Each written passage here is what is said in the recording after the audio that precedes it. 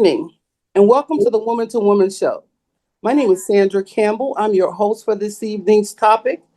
This evening's show is all about the election results and getting out the votes. I'd like to ask everybody that's on that we're going to do a little different today. I want to welcome everybody that has chimed in. And what we're going to ask you that you do when you get ready to ask a question, please give us your name and a little information about you. And again, welcome to the show. We started this conversation last Thursday on Woman to Woman. We were talking about the results of the Illinois primary 2026. During the course of the conversation, it was revealed that only 25% of eligible voters actually participated. Several of us have gone on this campaign to try to get out the vote for this upcoming midterm. It's essential that you come out and that you vote. And yes, you vote blue. I'm not afraid and not ashamed to say it. People say, well, what's blue? That's called Democrat. Again, they're not doing everything that we want them to do, but they're not the hellions that the conservative Republican Party is. The Republican Party is all about authoritarianism, of being authoritarians, and about oligarchs and fascism. That's not what we're for. I understand many people are saying we talk about democracy. Many people say, well, it's not a democracy, it's a republic. Okay, we still have a voice. Under fascism and with these oligarchs, we don't have a voice.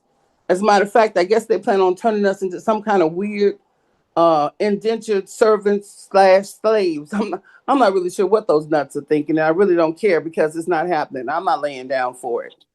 So what we want to do, like I said, 25% of the registered voters for Chicago, Cook County, Chicago Board of Elections, and we have some of the results. But the amazing thing too, the results are still unofficial. So we shared that information. For those of you who want to take a gander at it, you can give me a text. Well, everybody here knows my number, luckily, that's on here.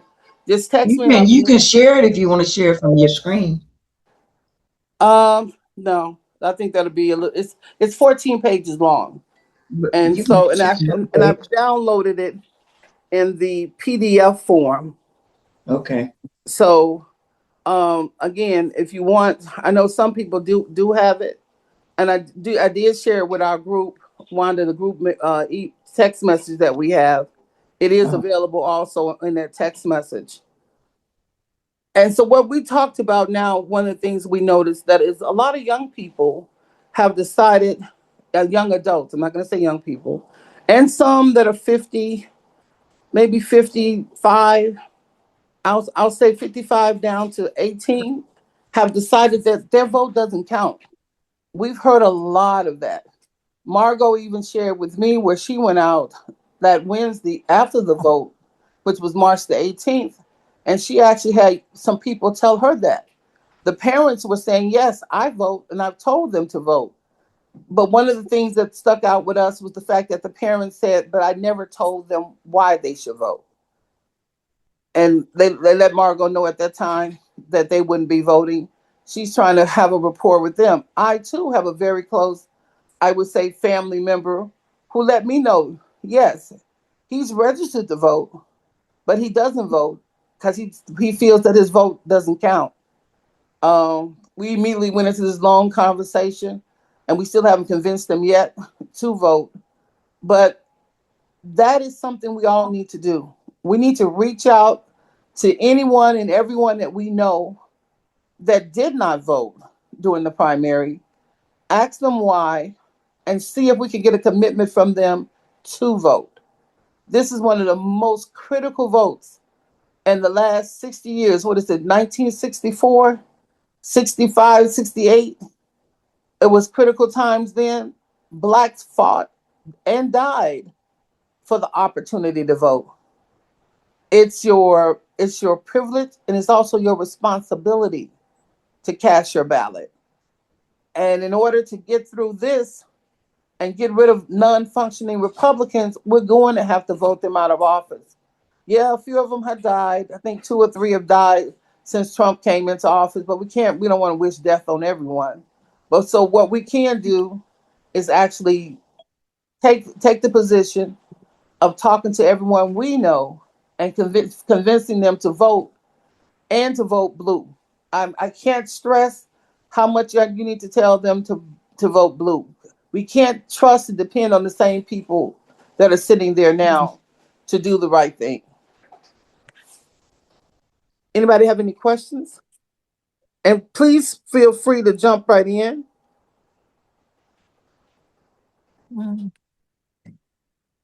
I heard a Rose also came up with an idea when we talked about getting people to vote. Now we're going to kind of date ourselves because back in the day, I remember you could show where you got your stub from your ballots. Yes, ballots used to be paper, and they were like cardboard, stiff paper. And they would give you your ballot, which also was your ballot number was also on that stub that they gave you.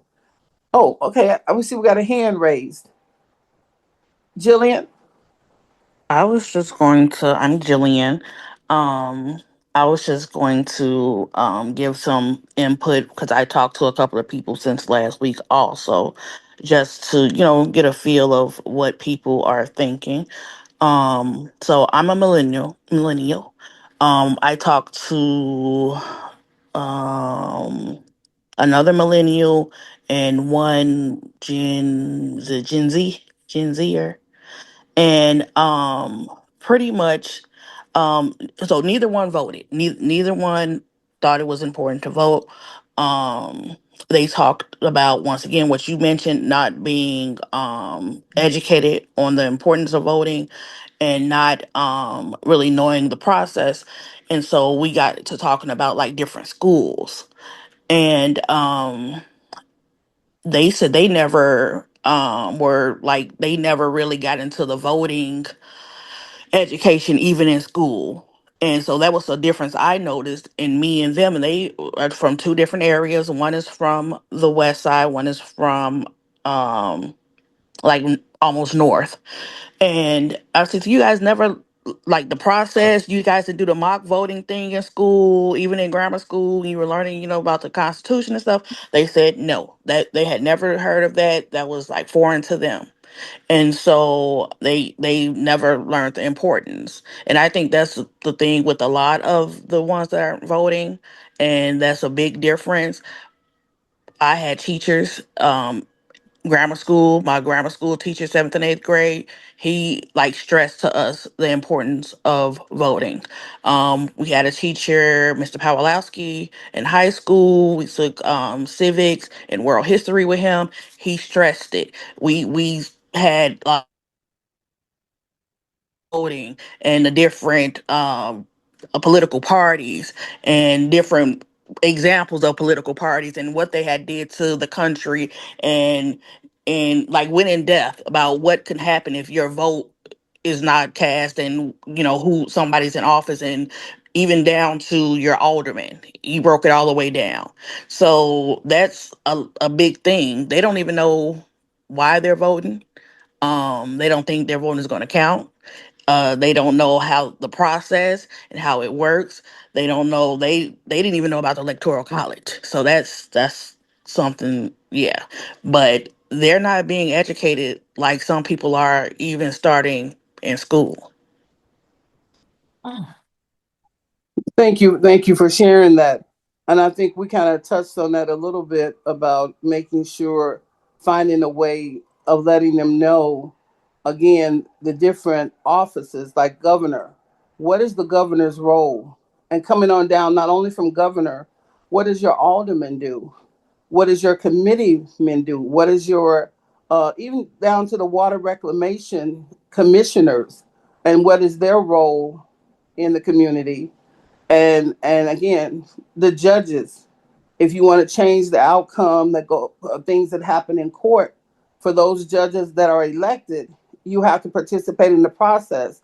That means you need to cast your ballot, you need to vote. Does anyone else have something to say? I'm trying to make sure I watch the hands. And one of the other things that when talking about what their roles are in casting your ballots, this administration has currently set up a terrible situation with the United Postal Service. I heard about this thing with the United Postal Service maybe the end of February when the Supreme Court put out a ruling stating that we could not sue the U.S. Postal Service for mail either being delayed or not delivered, even if it's intentional. It stuck out because when they said it, even if it's intentional, because I'm thinking that's the purpose of the U.S. Post Office is to deliver mail. And for you to be able to say, I'm not going to deliver your mail and you're still going to be paid and that's your mission. And even if you deliberately say, I'm not going to deliver your mail, how do you allow that? Well, fast forward 4 weeks to where we are now, the current administration has been proposing that they eliminate mail-in ballots, which again, mail-in ballots are not only used for people who are seniors, people who are homebound, people who may be out of the country or out of the state because maybe they're taking care of a loved one, college students, military members. You see, it's a large group of people, those who, again, where their polling place may be 25, 30 miles away, because it is that way in some locations. Everybody doesn't have a polling place immediately like we do here in the city of Chicago. Some of them are required to drive a distance. So what they do, they mail in. And even members of the city of Chicago, they mail in. Through this conversation, I discovered that in California, they had 73% of their ballots were mailed in. Mm. That right there adversely impacts them and keeps them from voting. Same with the people that live in these rural areas that don't have a polling place that they can get to easily. So now you cancel out all those military members because military members with their deployment, many a times they don't change their address where they would receive their driver's license is still registered to their home address, which is usually their mom's home or their home, however they got it set up. Their car is still registered to that address, and they also vote using that address. So now they're saying no mail-in ballots. You're saying now that they can't vote, and I mean even if they're here and they got an assignment in the United States, and look at those that are over in Italy and whatnot. So you're saying now they can't cast their ballots. So they can't be part of the process. That needs to be stopped. And what they're asking people to do is to contact your senator, your congressman, and they're hoping that the attorney generals in each state would get involved because the administration is overreaching again. The states determine how their elections are ran. Every state determines how their elections are ran, not the federal government. Their only role is to ensure that every person has an opportunity to vote and they don't have to pay to vote. Because what they're doing with trying to do with the Save Act is nothing but a polling tax. Because you have to spend money in order to be able to vote. You either got to get your passport. They're complaining with the fact women don't have their when we get married. Many of them change their names, but they want to turn around. They're backing it up from that a little bit with the Republican Party because they noticed the women in the red states they change their names, but women in the blue states we keep our maiden name, and so therefore, we don't have a lot of stuff with our married name on it. We still keep the name as on our birth certificate. So it kind of hurts them in the South more than in the red states than it hurts us in the blue states, which they're trying to stop us from voting, by the way. It's usually more of us than it is them. So here again, they come up with this thing where you can't vote. Another thing, getting your seniors out. Seniors are your most reliable voters. And seniors have been your most reliable voters for over 40 years. Even when I was a precinct captain, and even when it came to turnout here in the city of Chicago, Daley and all the other older aldermen, they were they were depending on, and they could count on those seniors voting, because again, they remembered and they knew how hard it was to get the right to vote, and they made sure that they voted every time, primary or not, primary, general election, special election, they were voting. We need to let everybody that's not voting understand the significance of it, and also understand that if your vote didn't count, why would they be working so hard to keep you from voting? I'm sure they've heard the news. I'm sure they've seen it online. It's been everywhere where they're actually trying to stop you from voting. Now I feel like I'm doing a monologue here. Any more questions? Any ideas that you may have that we could possibly uh, put in our? I'm gonna call it. Say we got a parking garage. So we put our ideas and save for the next show. We plan on doing 3 more shows on this topic, just so we can come up with something that we could roll out in the communities and that we feel that would be effective. And I'm sorry, I forgot, I lost my thought and forgot to mention what we were talking about is rewarding people after they voted. Maybe working with the committeemen in the various wards, because Democratic and Republican, whoever, because we have to get them all involved and see what they would like to do to reward folks. I mean, it's going to be November. They might be something like a cup of coffee and a donut as a thank you, and find out again if that's even doable. And maybe even work with other organizations who are also working to try to get the vote out. Whatever incentive we can offer, or incentive, encouragement, education that we can offer, that we can provide to encourage them to participate in the process of voting, I think we need to, look at it and see if we can make it happen.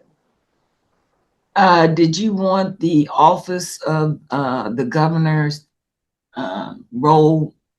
You want me Yeah, to read it? you want to read that to us, share that with Okay. us? So the governor of Illinois serves as the state's chief executive officer, responsible for directing the executive branch, enforcing state laws, managing state agencies, and proposing budgets. Elected to a 4-year term, the governor shapes policy through legislation, veto powers, and executive orders, acting as the head of the state government. So that's the key role. So you see, it's a lot that he's supposed to be doing. He's like what you would say the head of, look at the state as a company. Yes, He would be our CEO. He's he's the responsible executive. for keeping this company going, keeping Yeah, us prosperous, keeping yeah, us thriving, ensuring that we get the things that we need in order to keep the state running, and in order to be have a comfortable life. Uh, yes, from a political standpoint, I know he also. I saw him talking about electricity, because that's going to be something after we discuss the voting, and which again is it's affiliated with the voting, because the oligarchs are the ones that are decided to put up all these unnecessary data centers. I mean, they're the ones that are moving forward with making sure that they own all the land. They're buying up all the land, and they're doing this, and they're having these politicians sell out the constituents, because the politicians are not telling the truth, and and that's local. That's why we got to really get involved. That's local. We're not just talking about things that are done at the presidential level or at the congressional level. We're talking about things that are done down here at the aldermanic level, at the mayoral level, at the a township president's level, that these are the ones who are also not operating in our best interests. I mean, when it comes to, I heard one of the CEOs for one of the utilities company, I don't remember which, it's electric company. His salary was $232 million. That was his salary for the year, $232 million, which also included his bonuses. Someone at that level could care less about whether or not we can pay our light bills. But yet I'm hearing people, because of the pressure and the strain that these data centers put on the electrical grid, that the electrical bills just during this winter, this is happening as we speak, from November to present, the electrical bills have tripled. Mhm. I mean, they say electrical bills are looking like house notes and car notes. Mhm. And people have to come up with a way to actually pay that bill, and to educate people on the fact that it's not so much, even though it puts the strain on it, and you send, and it's had you your rate, because of the puts the strain, and you have to send the electricity to your residents. You pay not for the rate. The rate is not what's killing you. The delivery cost goes up, because when they put that data center on that grid, the strain that the grid goes through to deliver the electricity to the other houses, that's how your bill goes up. Your rates don't change that much. They charge you for delivery. And that's something people don't understand. But that too is also a part of the political process. Oh yeah. Mm-hmm. Mm. I think everybody's kind of in state of shock going, what? Wow, them bills. Yeah, I What's mean, based on what you're hearing, at least give me an idea of what you're thinking.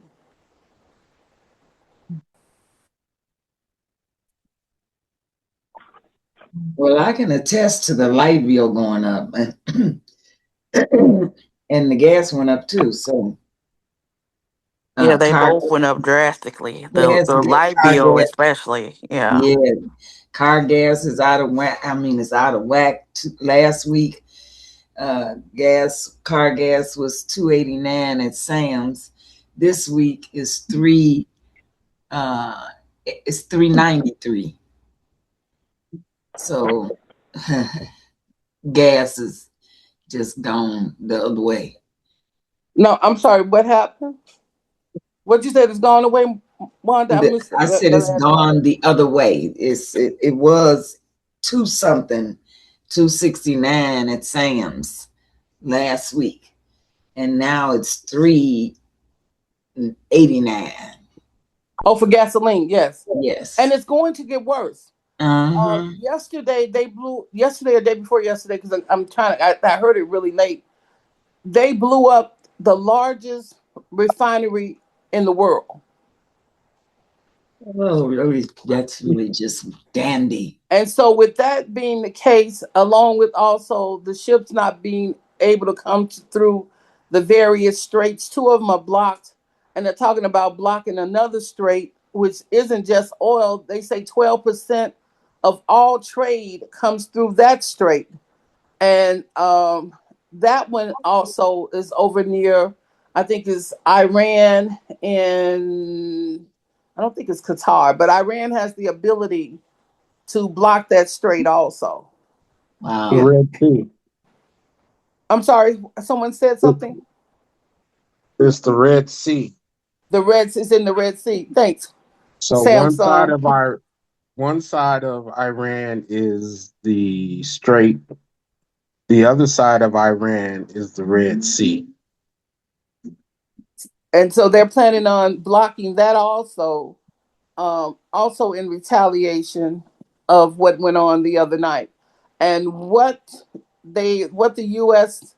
and Israel was thinking I don't get it.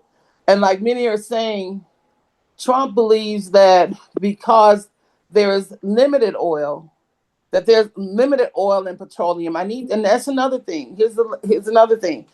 We can't just say oil. We all so need to say petroleum, and as well as uh, the liquid natural gas (LNG).